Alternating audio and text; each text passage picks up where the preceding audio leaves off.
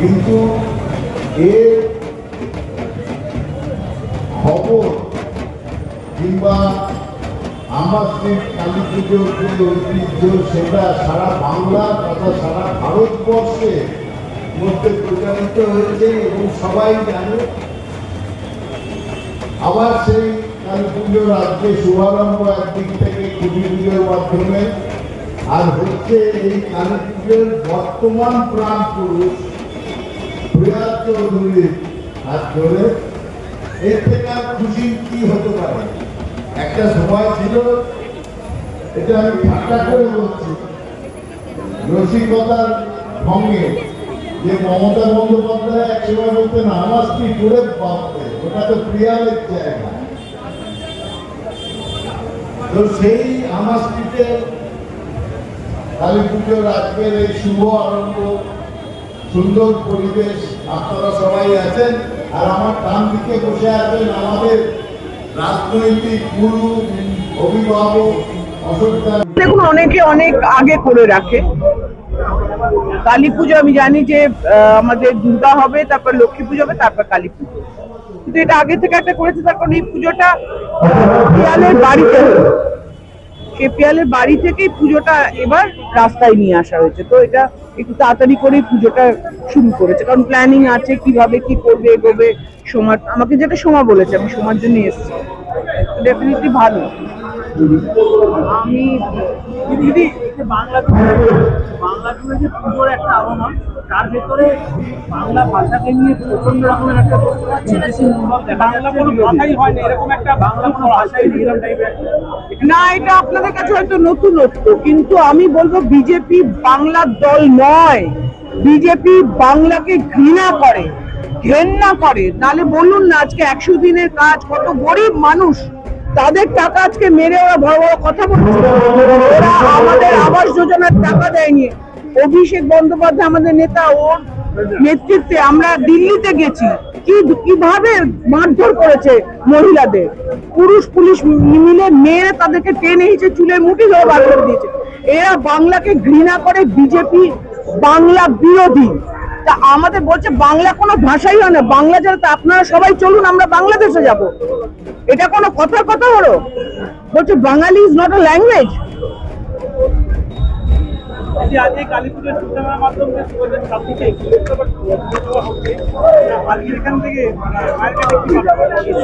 মাকে বলবো, মা অশুভ শক্তি যা আছে আনাচে কানাচে খুঁজে বার করে দূর করে দাও বাংলা থেকে, এইটুকুই মায়ের কাছে প্রার্থনা।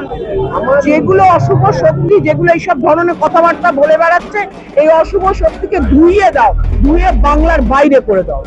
কারণ আমরা বাংলাভাষী, আমরা বাংলায় কথা বলি, আমরা তো ভারতবাসী নই। দুর্গা পূজা, কালী পূজা, আরো যে বিভিন্ন পূজাগুলো এখানে হয়, আমার স্ট্রিট নিশ্চয়ই কালী পুজোর জন্য বিখ্যাত। অনেকদিন ধরে মনে ইচ্ছে ছিল এটা পুজো ভালো করে করব। এখানে আমরা একটা সরস্বতী পুজো করে থাকি, কিন্তু এখানে সবার আমাদের যেটা ক্লাব আছে, যে ক্লাব ঠিক করলো যে এখানে একটা কালী পুজো আমরা করব। আমি যদি অনুমতি দিই, আমি দেখলাম যে সবার সাহায্য যদি পাওয়া যায়, আমি এটা কালী পুজো আমরা কেন এটা করতে পারবো না। আমরা সূচনা করলাম, আশা করি সবার যারা আছেন, অর্থটাই কিন্তু সবসময় বড় কথা নয়। অর্থ কিন্তু মন থেকে চাইলে খাটলে জোগাড় করা যায়, কিন্তু মন থেকে পুজোটা ভালো করে করতে হবে। পুজো আমিও ভালোবাসি, ছোট বড়টা পরের কথা। আর এই পুজোর মাধ্যমে আমার স্ট্রিটের আবার নাম খবরের কাগজে প্রথম পাতায় আসুক, এটা হচ্ছে আমাদের মুখ্য উদ্দেশ্য। এবং এই পুজোকে ঘিরে যে উদ্দীপনা বা এই পুজোকে ঘিরে যে মানুষরা আনন্দিত হবে, এটাই হচ্ছে আমার মুখ্য উদ্দেশ্য। আর মায়ের পুজো যেদিন হবে সেদিন যেন কোনো ত্রুটি না থাকে। যারা পুজো করছি আমরা, ওই সময়টুকু, যে সময় মায়ের ঘরটা বাঁধা হবে, পুষ্পাঞ্জলি দেওয়া অবধি, ওই কালো কিটা বলে, ওই পুষ্পাঞ্জলি পরে আরেকটা যেন কি হয়, সেইটা দেওয়ার পর অবধি যেন কোনো রকম ত্রুটি না থাকে, এটাই আমার মূল কারণ। দেখুন পুজো যখন করছি একটু তো আনন্দ হবে, একটু গান বাজনাও হবে, নামি দামি আর্টিস্টদের আনার চেষ্টা করা হবে। আজকে অনেকেই আসতে পারেননি কারণ আগামীকাল রথ, আজ 22শে শ্রাবণ, আবার আমি এখানে কুটি পুজো, সব মিলে জুলে একটু একাকার হয়ে গেছে। এখানে ববিদার আসার কথা ছিল, ববিদা এলে 16 করাটা পূর্ণ হয়ে যেত। তাহলেও সুজিতে এসছে, তার কাছে আমরা ধন্যবাদ জানাই। আগামী দিনে নিশ্চয়ই ববিদারা আসবেন। এবং আমি একটা কথা বলি, আজকের দিনে যারা আমাদের পাশে দাঁড়িয়ে আমাদের সাহায্যের হাত বাড়িয়ে দেওয়ার প্রতিশ্রুতি দিয়ে গেলেন, তাদের কাছে অনেক অনেক ধন্যবাদ। আর প্রেস আজকে আমাকে যত ইচ্ছা, আমি কালী পুজো নিয়ে আজ কোনো বিতর্কিত কথা বলবো না। আমার মনস্কামনা পূর্ণ হতে চলেছে আগামী 20শে অক্টোবর, যে এখানে আমরাও একটা কালী পুজো করলাম। এটা হচ্ছে সবচেয়ে বড়। দাদা কত বছরের কথা বলবো? প্রাক রজত জয়ন্তী বর্ষে।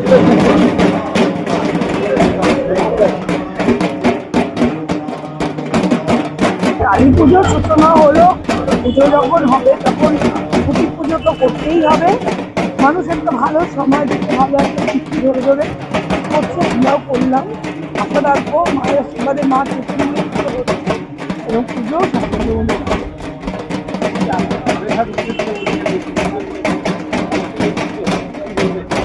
আমাদের সপ্তগ্রামেই মানুষ আমাদের ভালোবাসে, যাদের হাত তো নিশ্চয়ই, কারণ এতগুলো শ্রদ্ধেয় মানুষ আছেন যখন, কিন্তু মানুষটা ভালো না বাসার কোনো হাত না। আর আপনারা দেখবেন সুজিতদা এত রাতেও এলেন আর অত কর্মব্যস্ত দিনের পরে, আমি এটা ভালোবাসার জন্যই শুনি। মানুষ ভালোবাসে, মানুষ সুখে আছে, আমি আশীর্বাদ পাচ্ছি। না, আমাদের পুজো একদমই সাবেকি পুজো, কোনো থিম নয়, শ্যামামায়ের আরাধনা। আর আমাদের তো হ্যাঁ নিশ্চয়ই একটা মণ্ডপ তো পুজো আসলে হবে, সেটার সময় মতো পুজো সবে আপনারা দেখবেন, ওই দিনও আশা করি আপনারা আসবেন, তো তখন দেখতে পাবেন যে আমরা কি তৈরি করলাম।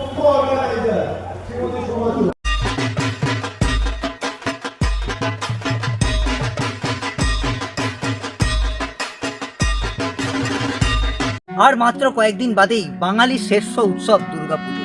আর দুর্গাপুজোকে ঘিরেই কিন্তু মানুষের রাজ্য রাজনীতি থেকে সমস্ত মানুষের কিন্তু উৎসাহ কিন্তু থাকে চোখে পড়ার মতো।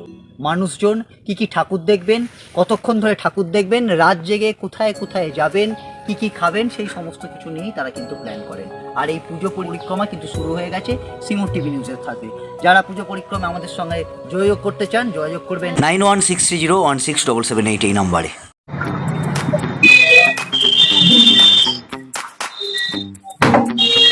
কি করবে ভাই? দাড়ি সেভ করবে। দাড়ি সেভ করবে? তুই চুল তো কাটা, দাড়ি সেভ করবে কি? গার্লফ্রেন্ড ফার্লফ্রেন্ড আছে নাকি? দেখা টাকা করার ব্যাপার আছে নাকি? তাই জন্য না।